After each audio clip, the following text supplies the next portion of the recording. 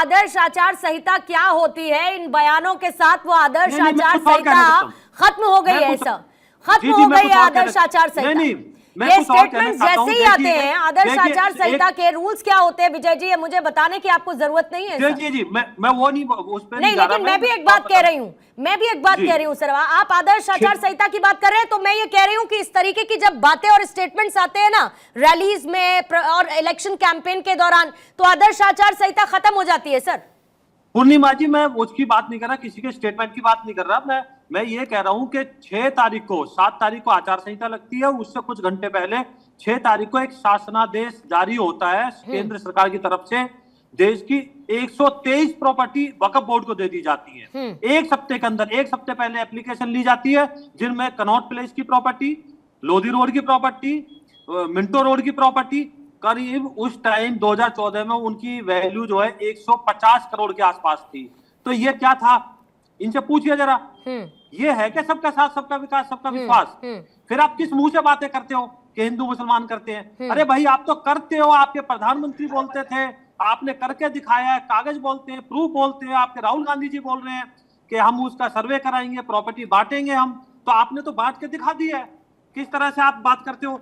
दूसरा मैं आपको बात बताता हूँ, देखो देश चलता है संविधान से, संविधान में सब बराबर है, गरीब की कोई लेकिन मुझे ये बताइए कि एक बार फिर से वो बातें क्यों 2024 के सेकंड फेज वोटिंग से पहले सुनने को मिली हैं, जो 2014 के इलेक्शन कैंपेन में सुनने को मिलती थी?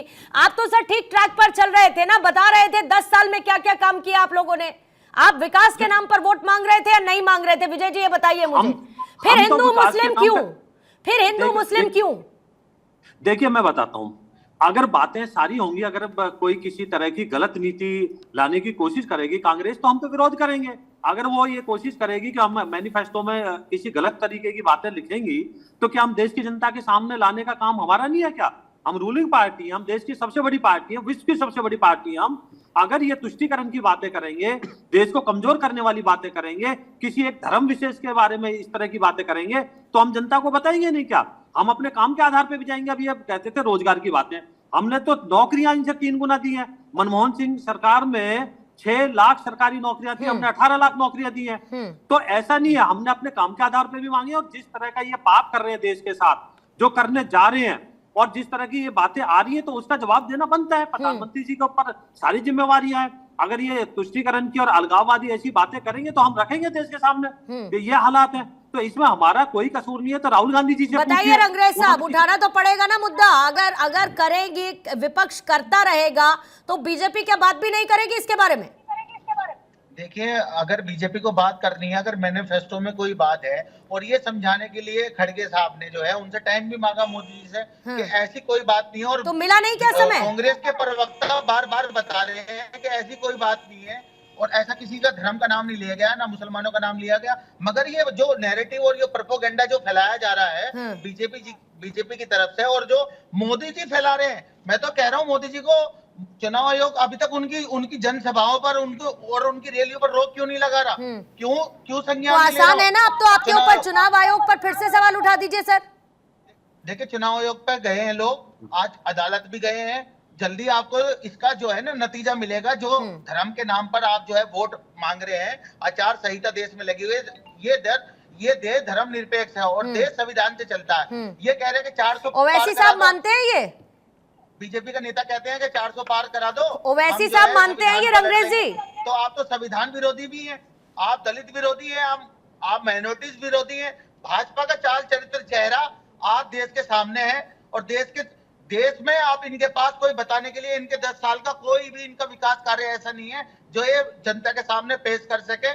बस समाज को किसी तरीके से बांट दे हिंदू और मुसलमान में, और यही इनके नेता और हमारे जो प्रधानमंत्री जब ऐसी बात करते हैं, तो जो और पॉलिटिकल लीडर हैं बीजेपी के, वो तो खुलेआम मुसलमानों को मारने और काटने की बात करते हैं, सामाजिक बहिष्कार की बात करते हैं। ऐसे लोगों के खिलाफ कब कानूनी कार्रवाई होगी? बताइए राणा जी। अब इसके बाद सवाल तो ये भी उठता है ना कि बीजेपी और कांग्रेस के बीच जब जब लड़ाई चरम पर पहुंच जाती है सियासी, तो वो आकर किस पर आ जाती है? ध्रुवीकरण और मुस्लिम तुष्टीकरण पर। इसके अलावा दोनों के बीच जब बात होती है और असल मुद्दों की बात होनी चाहिए तो उस पर नहीं होती। एक ना एक वोटर को केटर करने की कोशिश दोनों ही पार्टियों की तरफ से होती है और फिर अंत में आकर मुस्लिम तुष्टीकरण, ध्रुवीकरण की बात होने लगती है। इसी के आधार पर चुनाव चलेंगे क्या अब आगे? अब ये एजेंडा एक नया सेट हो गया है क्या आने वाले चरणों के लिए? देखिए, अभी पूर्णिमा जी सबको बड़ा ध्यानपूर्वक सुन रहा था। सब ने बोला कि इनके पास कोई मुद्दे नहीं है, इन्होंने कुछ 10 साल में कुछ नहीं किया।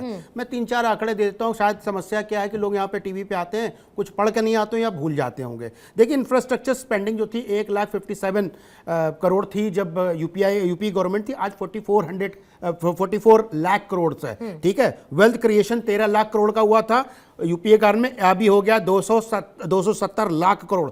फॉरेक्स एडिशन में बताना नहीं चाहता, जीडीपी रैंक 10वीं थी, आज 5वीं हो गई है। बैंक एनपीए तकरीबन 11% था, 1% हो गया। तो ये हो गया इंफ्रास्ट्रक्चर पे। अभी मैं एम्स, हॉस्पिटल, एयरपोर्ट्स पे बात ही नहीं कर रहा हूँ। पर डे जो ट्रेन रोड्स बनती है उस पर बात नहीं कर रहा हूँ। इलेक्ट्रिफिकेशन ऑफ ट्रेन जो होता है उस पर चर्चा नहीं कर रहा हूँ। घरों में पानी कहाँ तक पहुंचा उस पर चर्चा नहीं कर रहा हूँ। मैं किसी पे चर्चा नहीं कर रहा हूँ। लेकिन देखिए, ऐसा है कि जो भी चीज गलत होगी, अंग्रेज साहब ने एक चीज बोली है कि ऐसा कहीं नहीं लिखा है। मैनिफेस्टो उठा के चैप्टर नंबर 3 में जाकर के पॉइंट नंबर 6, 7, 8 पढ़ लीजिए।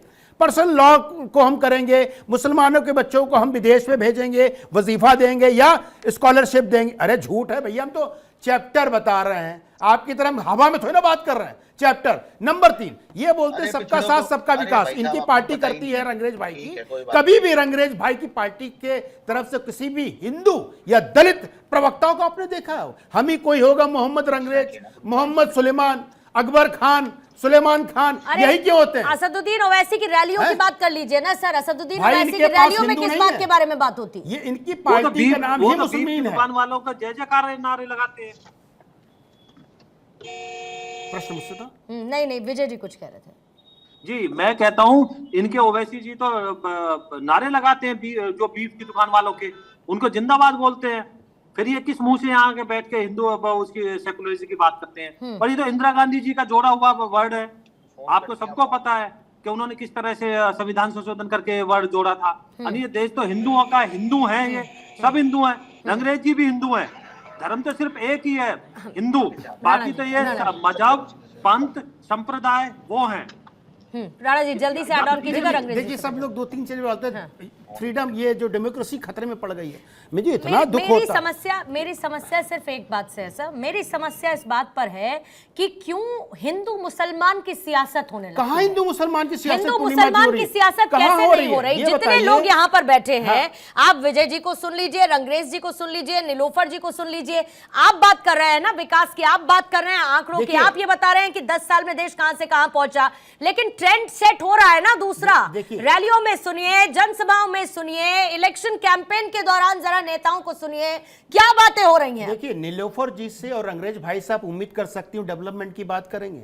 वो पारिवारिक डेवलपमेंट की बात करते हैं, मेरा परिवार आगे बढ़े, मेरा जो राजनीतिक विरासत है वो आगे बढ़े, वो जनता की बात नहीं करेंगे। हम आते हैं दूसरी चीजों पे। ये बताइए, प्रधानमंत्री ने कहा, नीलोफर जी आप म्यूट है अपने एंड पे, जरा उसको अनम्यूट करिएगा तब आपकी आवाज आएगी। नहीं कहा, उन्होंने बोला है कि कांग्रेस ऐसा चाहती है। और आज का स्पीच जाकर के सुन लीजिए, माननीय राहुल गांधी साहब का स्पीच में क्या बोला है? मैं सेंसस कराऊंगा, उसके बाद में कॉर्पोरेट घराने का कराऊंगा और सबको अधिकार दूंगा, सब में बांट दूंगा। ये जो माइंडसेट है ना, वो मार्क्सिस्ट, ये कम्युनिस्ट लोग की माइंडसेट है। और कम्युनिस्ट की माइंडसेट कभी भी देश में या विदेश में, देखिए यूएसएसआर कैसे खत्म हो गया, चाइना ने कम्युनिस्ट माइंडसेट छोड़ दिया, वर्ल्ड का कोई देश नहीं मानता। और कम्युनिस्ट माइंडसेट का एग्जांपल ठीक है सर, जल्दी से मुझे एक क्लोजिंग कमेंट लेने दीजिए, समय मेरे पास खत्म हो रहा है। नीलोफर जी अपनी बात रखिएगा। मैम देखिए पूर्णिमा जी, यहाँ ये परिवारवाद की बात कर रहे हैं, इनसे पूछ लीजिए बीजेपी में कितने ऐसे लोग हैं जो टिकट लेकर इस वक्त इलेक्शन लड़ रहे हैं, और क्या वो किसी परिवार से नहीं आते, मखसूस परिवार से?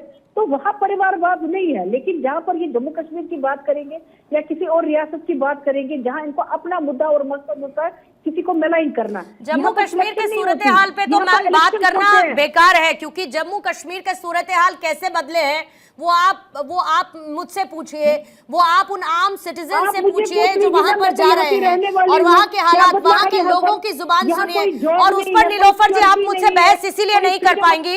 सुनिए नीलोफर जी, आप मुझसे इसीलिए बहस नहीं कर पाएंगी क्योंकि वहां की जनता के बीच में ये पूछ कर आई हूं कि आपने क्या किया वहां पर, आपकी पार्टी ने, आपके सांसदों ने वहां पर लोगों के साथ क्या किया, और एक सुर में वो ये कहते हैं कि हमारे घर को खा गए, हमारा घर खाली कर दिया।